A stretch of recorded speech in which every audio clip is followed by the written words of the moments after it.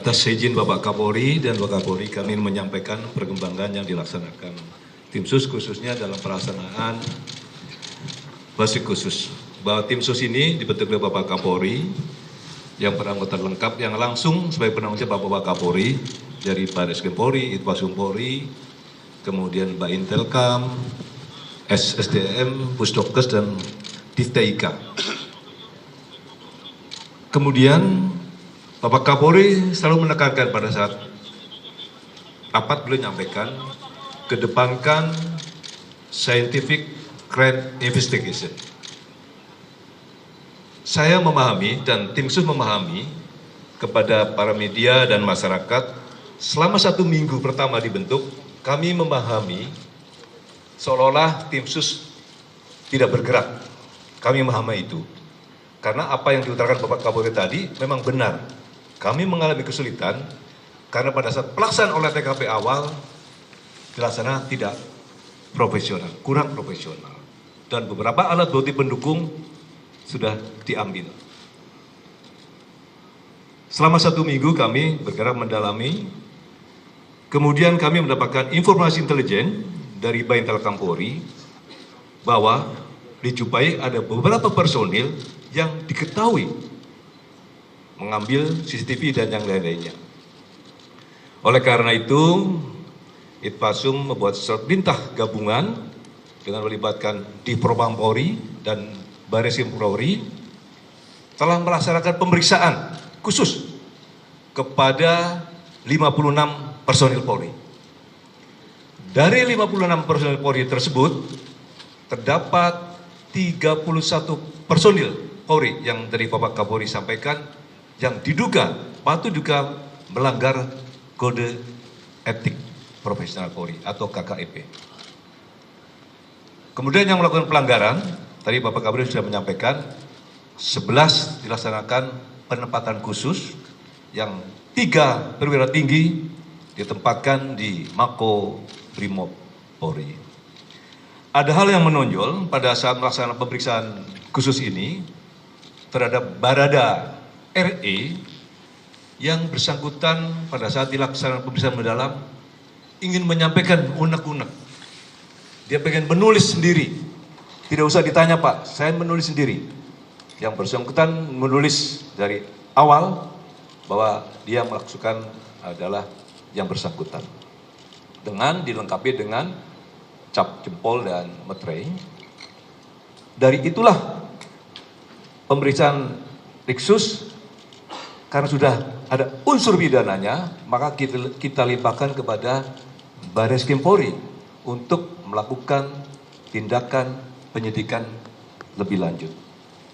Termasuk juga kepada Bribka RR pada saat dilaksanakan pemeriksaan khusus juga demikian. Adanya dugaan tindak pidana maka juga kami limpahkan kepada Baris Krim Polri untuk dilakukan pemeriksaan lebih lanjut. Kemudian kemarin kami melapor kepada Kapolri bahwa tim sus seluruhnya melaksanakan pemeriksaan mendalam kepada FS di Makobrimob. Setelah dilakukan pemeriksaan mendalam, maka juga telah ditemukan bukti yang cukup bahwa FS adalah melakukan tindak pidana. Maka tadi Pak Kapolri menyampaikan setelah melakukan gelar perkara dan sudah tepat sebagai tersangka. Oleh karena itu, kami menjelaskan bahwa dekat 31 personil yang melanggar kode etik Polri, dari Baris Krim Polri ada 2 personil. 1 Pamen, berpangkat Pamen, dan 1 Pama. Divpropam Polri ada 21 personil. Perwira tinggi 3, perwira menengah 8, perwira pertama 4 personil, bintara 4, dan tamtama 2 personil. Kemudian personil Polda Metro Jaya sementara ada 7 personil, perwira pangkat menengah 4 personil, dan perwira pertama 3 personil. Rekan-rekan sekalian, tim sus akan melakukan pengkajian tentu gabungan dengan Divpropam Polri terhadap personil-personil yang diduga melakukan kode etik. Kalau nanti ada unsur pidananya, juga kita limpahkan lagi kepada Baris Krim Polri.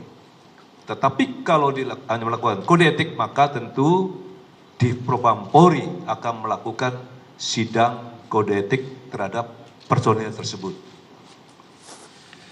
Oleh karena itu, ke depan tim sus akan terus melakukan pemeriksaan khusus terhadap personil-personil Polri yang patut diduga melakukan pelanggaran kode etik terkait penanganan meninggalnya Brigadir J di Komplek Polri Duren 3. Oleh karena itu, kami juga tim sus mengucapkan terima kasih.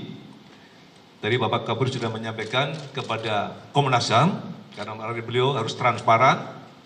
Kemudian juga tentu Kompolnas yang terus selalu memberikan pengawasan, pengawalan, sehingga kasus ini terungkap. Kemudian juga tentunya kami mengucapkan terima kasih kepada seluruh masyarakat yang telah memberikan support dan dukungannya kepada tim sus, walaupun menunggu, namun sudah ada titik terang dan sehingga terungkap. Termasuk juga tentu kepada seluruh anggota Polri yang saya cintai, karena memang banyak sekali WA yang masuk. Terima kasih kepada seluruh anggota. Saya kira itu Bapak Kapolri. Terima kasih. Assalamualaikum warahmatullahi wabarakatuh. Terima kasih Pak Irwasum yang sudah menyampaikan beberapa pointers penting terkait dengan kinerja tim sus yang dipimpin oleh beliau. Selanjutnya Pak Kabar Eskrim saya perintahkan untuk menyampaikan terkait pasal-pasal dan mungkin proses penyidikan yang saat ini sedang berjalan. Silakan.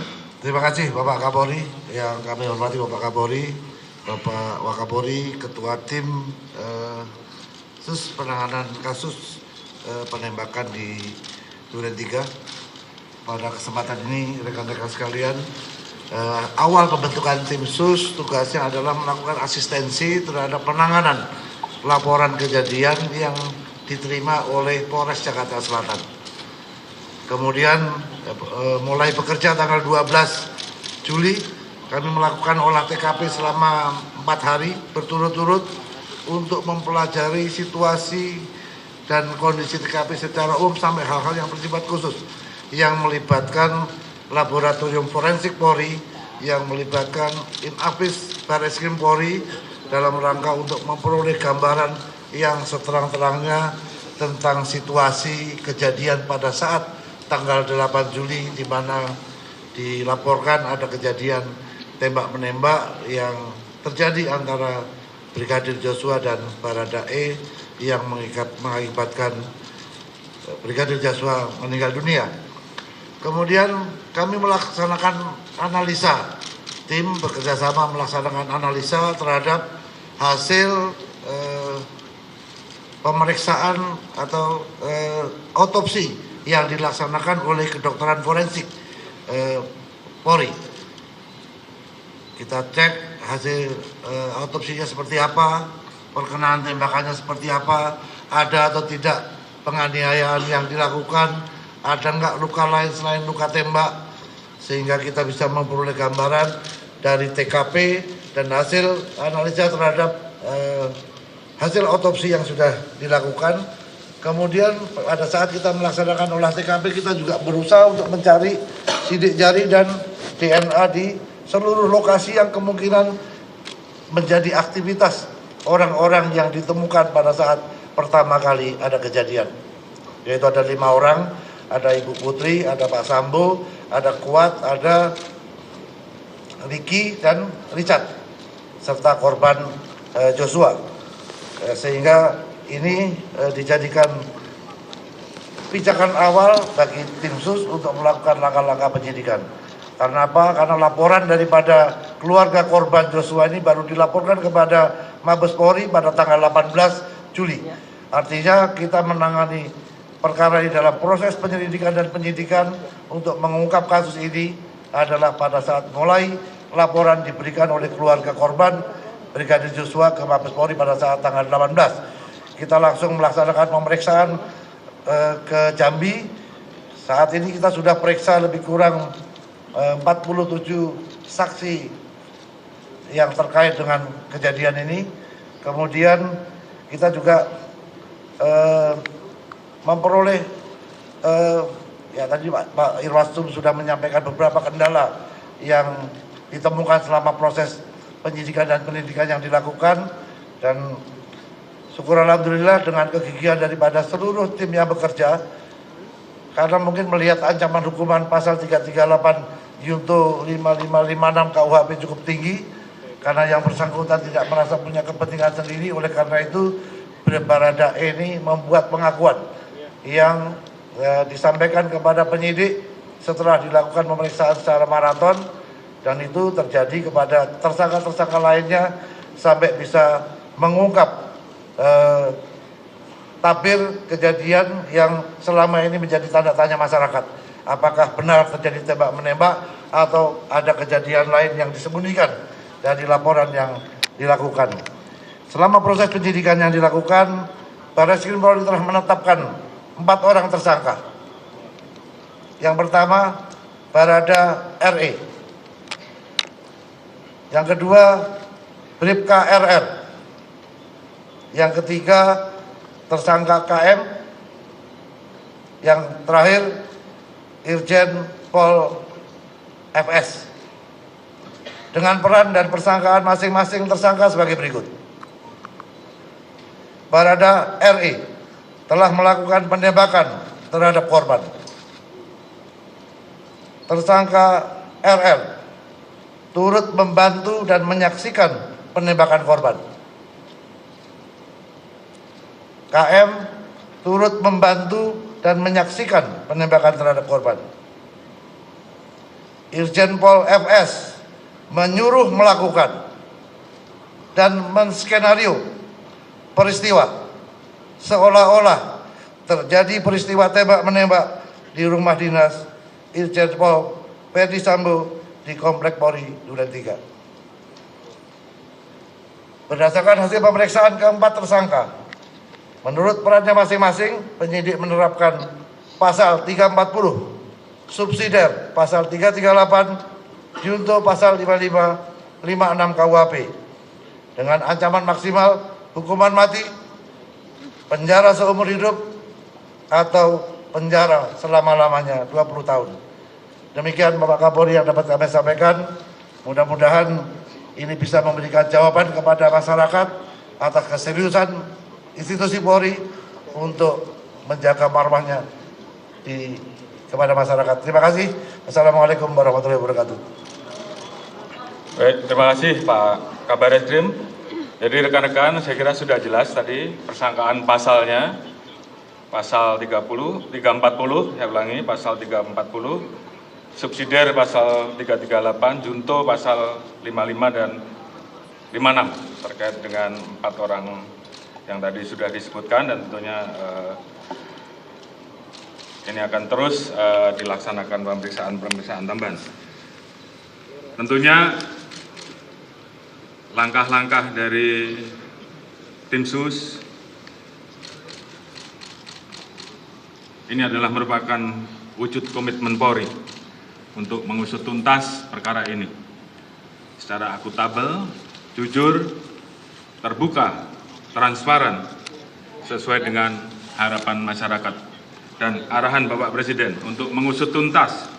Jangan ragu-ragu, jangan ada yang ditutup-tutupi, ungkap kebenaran sehingga dapat dipertanggungjawabkan kepada publik. Terkait dengan hambatan upaya untuk menghilangkan barang bukti, saya minta kepada tim sus juga lakukan pemeriksaan terhadap saudara FS. Apakah ada perintah dari yang bersangkutan, dan tolong segera laporkan hasilnya. Kemudian tentunya tim sus, karena ini sudah menjadi perhatian publik, saya minta untuk betul-betul segera bisa diselesaikan, terus bekerja keras, sehingga betul-betul kita profesional, akuntabel, dan tentunya pendekatan saintifik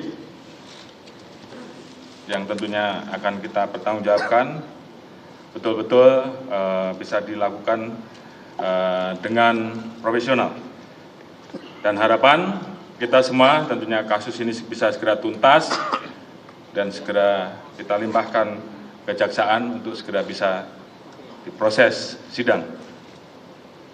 Kemudian terkait dengan temuan-temuan pelanggaran kode etik maupun pelanggaran pidana lain yang ditemukan agar segera dituntaskan dan segera diproses, apakah itu dengan proses pidana atau proses etik untuk segera bisa di sidang etik ataupun segera dituntaskan untuk diproses dan diajukan ke kejaksaan. Tentunya ini menjadi komitmen kami, komitmen Polri untuk betul-betul bisa menjaga marwah dan nama institusi Polri. Tentunya terima kasih tadi disampaikan oleh Pak Irwasum, sekali lagi dukungan dari masyarakat, support dari masyarakat dalam memberikan semangat pada kami untuk mengungkap agar fakta ini menjadi terang benderang, dan ini bagi kami merupakan bentuk kecintaan terhadap institusi Polri. Mungkin itu yang bisa saya sampaikan. Terima kasih. Wassalamualaikum warahmatullahi wabarakatuh.